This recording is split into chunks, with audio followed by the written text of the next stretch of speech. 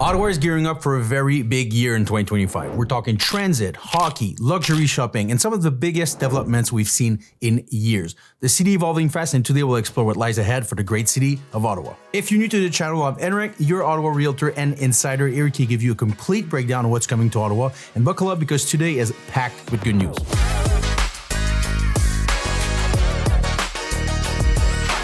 So first news today, the Byward market has kicked off its first ever winter market. It's running every weekend from November 24th all the way just before Winterlude on February 17th. Honestly, they've done a great job transforming George Street into a cozy, kind of festive spot, right? We're talking over 100 vendors selling everything from handcrafted goodies to seasonal treats, and yes, even some local booze. If you've been following along, I've mentioned on the channel that Byward Market has been struggling with foot traffic since COVID. Well, this winter market is their way of bringing some extra life to the area during the colder months, and they've really pulled all the stuff. We're talking eaten tents, cozy fire pits, beautiful lights, and even a photo booth. But now here's the exciting part. Organizers are still looking for local vendors to join in. So if you're an artisan, a baker, or just a small business owner, this is your moment to shine. And for the rest of us, it's a perfect excuse to bundle up, support local businesses, and enjoy the magic of winter in Ottawa. So mark your calendars and let's make some winter memories together, and I'll see you there.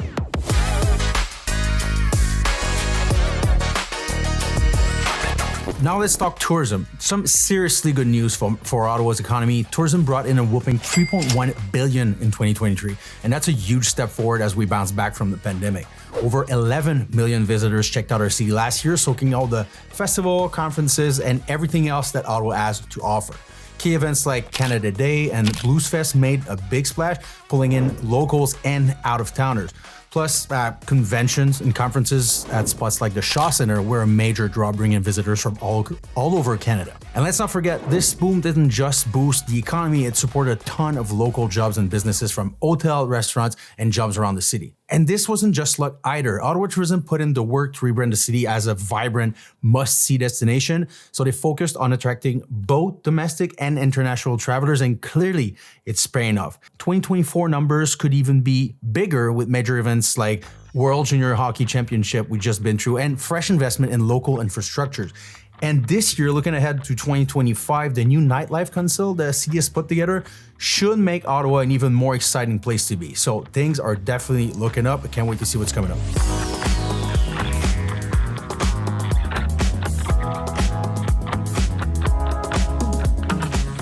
Next, the long-awaited new Sens Arena is back in the spotlight, and things are finally starting to heat up. NHL Commissioner Gary Bettman recently stopped by, calling Le Breton Flat project as a potential game changer for both the team and the city. Here's what we know so far. The Sens are working on plans for a state-of-the-art arena right in Le Breton Flat, but this isn't just about hockey, it's about building something much, much bigger. The vision they have includes a community hub with shops, restaurant, entertainment spaces, and even a luxury hotel built into the arena itself.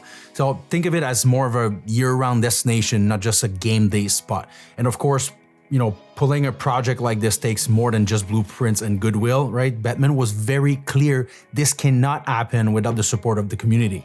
And Lauer and his team will need to team up with local businesses and form partnerships to help fund the project, but also shape the space and how it will look like. So if you're a local entrepreneur or business owner, big or small, this could be your shot to get involved in something that's going to be huge in the next years. And that said, there's still a few hurdles. No final deal has been signed yet. The Sens still need to secure agreement with the NCC and figure out the project's finer detail, and of course, work out the financials. And let's face it, building a world-class arena isn't exactly cheap, but the overall vibe is optimistic and things seems to be moving in the right direction.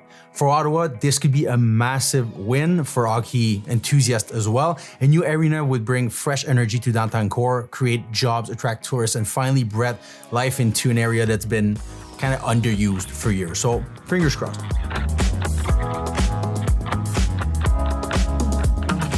We finally made it. The Trillium Line is officially open after years of construction, delays, and let's be honest, a lot of frustration.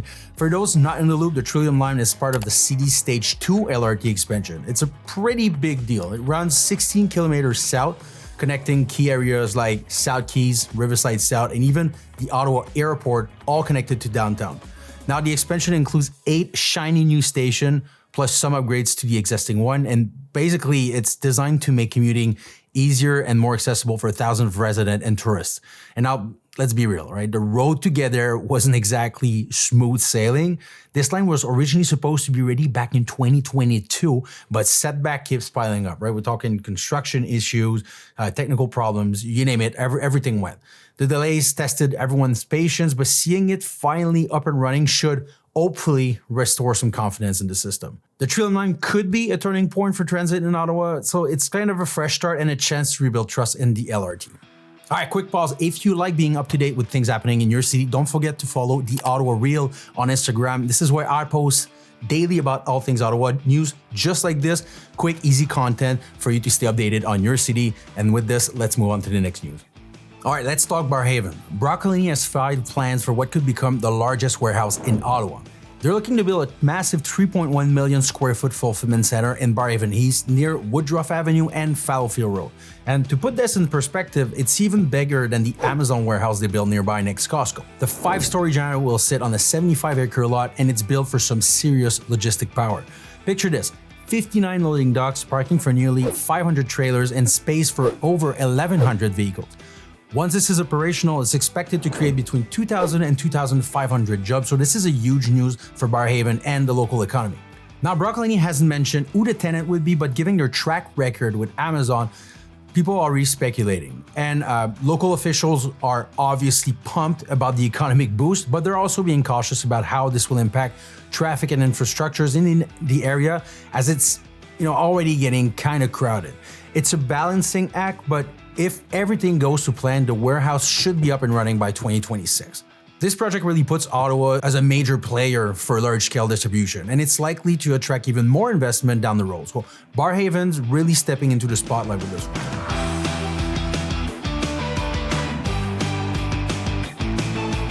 Over to Westboro now, Colonnade Bridgeport has proposed a 22-story mixed-use tower just steps away from Westboro LRT station. Located on Scott Street and only about 150 meters from the station, this project is designed for transit-friendly living.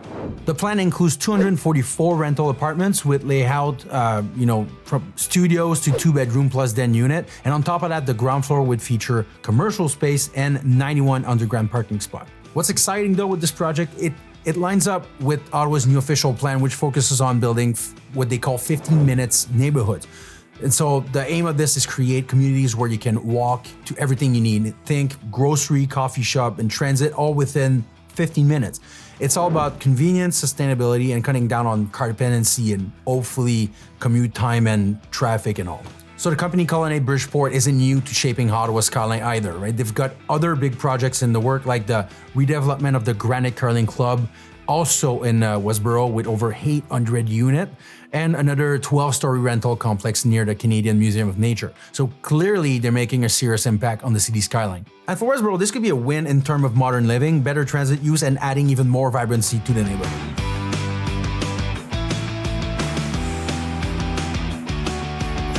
Next massive project, Nokia is making some serious moves that are going to completely transform Canada North. They're investing over $340 million into their campus along March Road between now and 2027, turning it into a cutting-edge research and development hub. The new campus will have nearly 600 square feet of space for offices, R&D, and even retail. They're also going big on sustainability with energy-efficient systems, solar panel potential, and a commitment to reducing their carbon footprint. Right now, Nokia is focusing on next-gen tech like cybersecurity, 5G, AI, and cloud computing.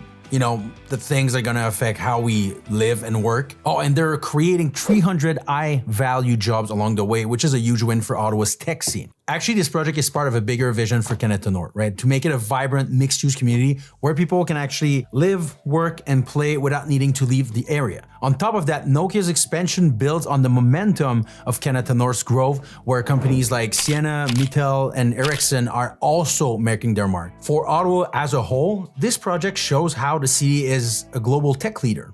This will help attract talents, more innovation, and more economic growth. Nokia's investment is a huge vote of confidence in what Canada North and the entire city has to offer. If you're in tech, keep an eye on this. All right, let's head over to Orleans because Sobey is making some serious waves with plans for a massive 7-building development on 10th Line.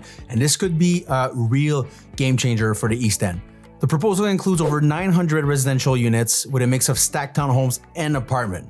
And now we know how fast Orleans has been growing, so that would really help with the increased need for housing.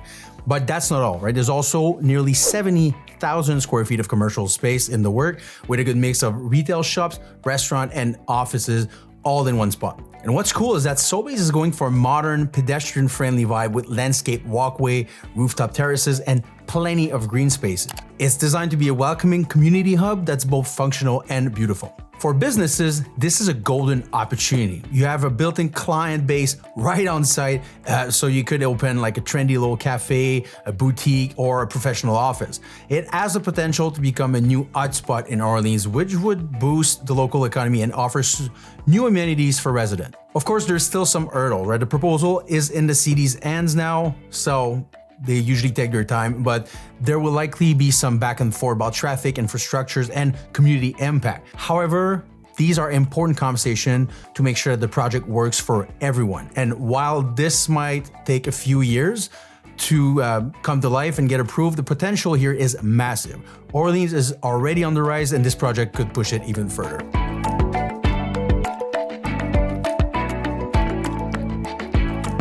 Now, Spark Street just got a nice upgrade. Fenny is officially open.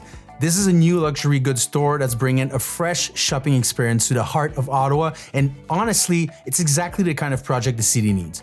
Fenny is all about high-end European fashion. They've got a good mix of brand new luxury pieces straight from Europe and exclusive secondhand finds. And we're talking about items from brands that usually don't wholesale their stuff. So whether you're after that one-of-a-kind statement piece or you want to shop luxury in a more sustainable way, Fenny's a good choice. Their store's owner, Angie Fan, saw a major gap in Ottawa's fashion scene compared to places like Toronto and Montreal, so her goal is to make high-end fashion way more accessible for people here while also giving timeless pieces a second life. It's all about looking good and doing good, which I love. The response from the public so far has been really good. The boutique definitely feels like an experience, very elegant and very modern. And for Spark Street, this is a big win. This is exactly the kind of business you want to see open in a street like this to make it a destination again. So if you've been waiting for a reason to visit Spark Street, this might just be it.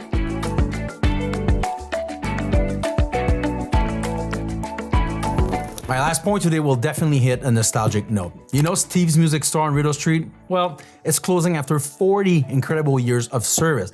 And if you ever picked an instrument or needed music gear in Ottawa, chances are you stepped into this spot. Steve's has been more than just a music store. It's really been a cornerstone of the city music scene and a place where music lovers can come together. But after 4 decades, the owner, Daniel Seguin, has decided it's time to move on. Rising costs and recent challenges with operating on Rideau Street as part of the reason. We know crime has been kind of the rise in this area, so can imagine it played into his reasoning. The good news though is that Steve's Music isn't going away completely. The owner is currently looking for a suitable spot and then he plans on reopening. So Steve's legacy will live on. But for Rideau Street, kind of feel like the end of an era. Now, Ottawa's future is looking pretty good. And if you're thinking about buying or selling here, my team and I would love to be your real estate resource of choice. So reach out and we'll get you started. And if you're thinking about buying a townhome, here are 6 hidden gem neighborhoods that you need to be looking into. See you there.